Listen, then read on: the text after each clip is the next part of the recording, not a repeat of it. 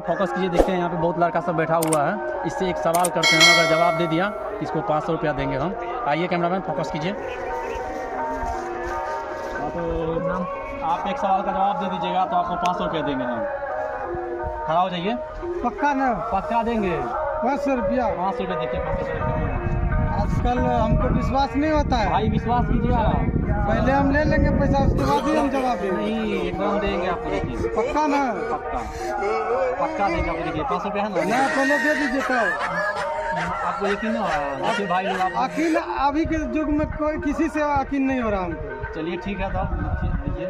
ठीक है, थोड़ा आप साइड होकर के जवाब पूछिए ना। बोलिए ना, बोलिए। बोलिए, आपका सवाल क्या है? मेरा सवाल यही है, ऐसा कौन सा फल है हाँ। जिसमें बीज नहीं होता है? अच्छा अच्छा, बीज ना होता है? बीज नहीं होता है। पक्का? पक्का। अच्छा, जवाब देते हैं, थोड़ा और साइड हो जाइए। लीजिए भाई साहब, जाते हैं। हम साइड होकर के जवाब देंगे ना। बोलिए।